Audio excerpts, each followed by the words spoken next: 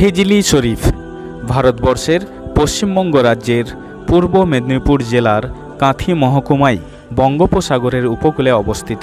এখানেই রয়েছে প্রায় 350 বছরের পুরানো একটি মাজার, যা মসনদ-ই আলা পীর বাবা তাজ খান রহমতুল্লাহ আলাইহির মাজার হিসাবে পরিচিত।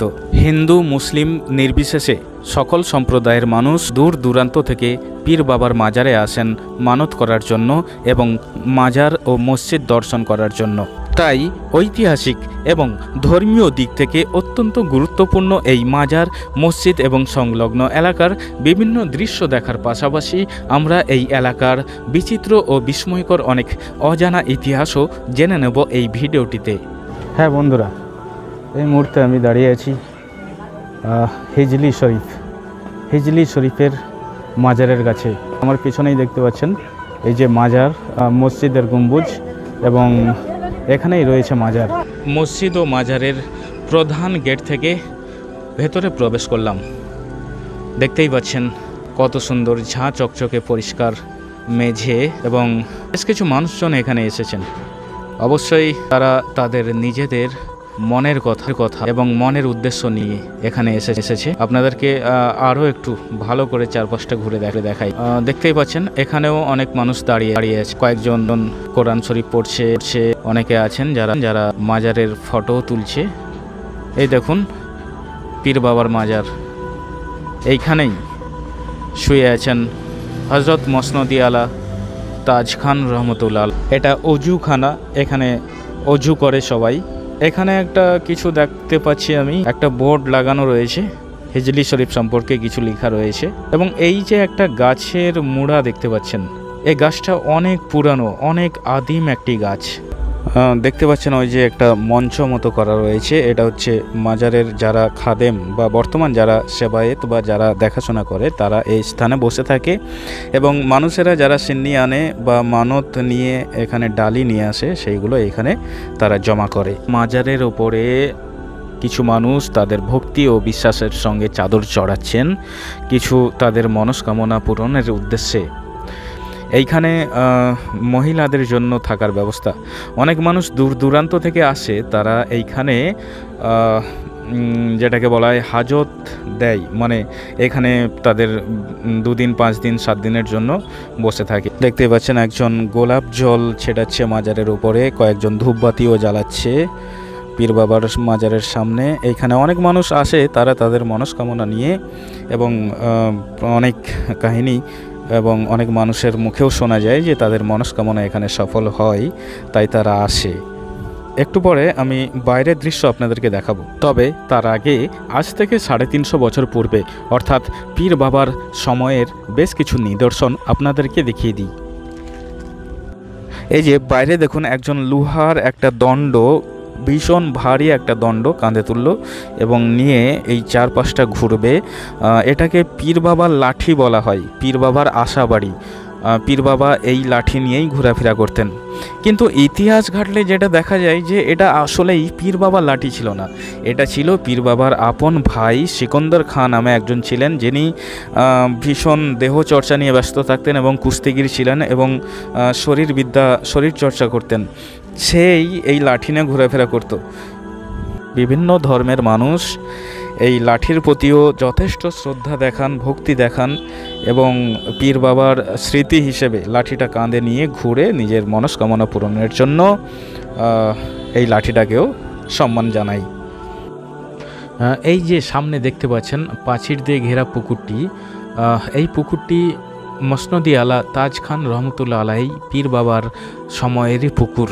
সবচেয়ে আশ্চর্যের বিষয় এটাই যে সেই 350 বছরের পুরনো একটি পুকুর, যার জল আজ পর্যন্ত এতটুকুও কমেনি, সেই একই অবস্থায় রয়ে গেছে। এখানকার লোকমুখে যে কথা শোনা যায় সেটা হলো এই পুকুরের জল খুবই পবিত্র।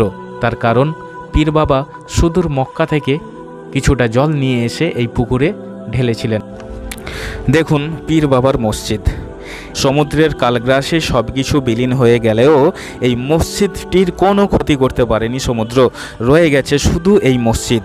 এই মসজিদটি সেই 350 বছরের পুরনো নিদর্শন হিসেবে রয়ে গিয়েছে। যদিও এই মসজিদ হিসেবে বহু কথা প্রচলিত রয়েছে। অনেকেই বলে থাকেন যে এই মসজিদটি মাত্র এক রাতেই তৈরি হয়েছিল। পীর বাবার দোয়ায় এই মসজিদটি রাতারাতি তৈরি হয়েছিল। যদিও ইতিহাসের সেসব কোনো কিছু তথ্য পাওয়া যায়নি বা সেরকম কোনো ভিত্তি পাওয়া যায়নি। তার কারণ এখানে বেশ কিছু বয়স্ক মানুষকে আমি জিজ্ঞেস করেছিলাম এই মসজিদ সম্পর্কে, রাতারাতি তৈরি হয়েছিল কিনা, কিছু জানেন কিনা। তারা বলছিল যে না, এসব ভিত্তিহীন কথা। তবে ভিত্তিহীন হলেও অনেক মানুষদের মধ্যে কিন্তু এই বিশ্বাস রয়ে গেছে যে এই মসজিদটি সেই আদিম যুগের পীর বাবার মসজিদ, যেটি রাতারাতি হয়েছিল। সব মানুষেরা এই মসজিদের মধ্যেও ভক্তি ভরে প্রার্থনা করে।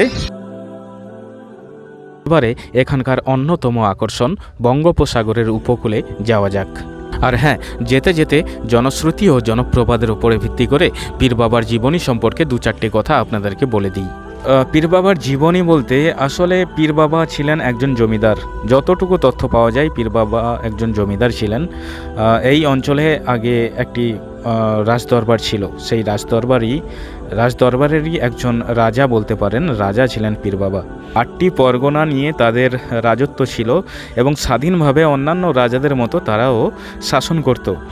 তো পীর বাবা এরপরে পারিবারিক কলহের ফলে, যেমন রাজাদের বিভিন্ন রকম পারিবারিক দ্বন্দ্ব থাকে, সেরকমই পীর বাবাদের জমিদারির সেই সময় তাদেরও পারিবারিক বিভিন্ন দ্বন্দ্ব ছিল। সেই দ্বন্দ্বের কারণে পীর বাবা অতিষ্ঠ হয়ে শেষমেশ সব কিছু ছেড়ে, মানে জমিদারি ছেড়ে, সংসার ছেড়ে, সব কিছু ছেড়ে তিনি নিজে ফকির ও দরবেশের মতো ঘোরাফেরা করছিলেন। তারপর যেটা জানা যায় সেটা হলো পীর বাবা অবশেষে এই মসজিদের সামনেই পীর বাবার মাজার, যেটা বর্তমানে এইখানেই তিনি জীবন্ত অবস্থায় মাটির নিচে বা কবরে তিনি গিয়েছিলেন আল্লাহর ধ্যান ও মগ্ন করার জন্য। মাটির নিচে বা কবরে যাওয়ার পরে পীর বাবার সঙ্গী সাথীরা ওপর থেকে খাবার প্রেরণ করতেন একটি ছিদ্রের মাধ্যমে।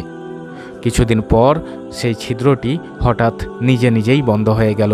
পীর বাবার সঙ্গী সাথীরা বুঝতে পারলেন যে পীর বাবা আর জীবিত নেই, সেই জন্যেই এই ছিদ্র বন্ধ হয়ে গেছে।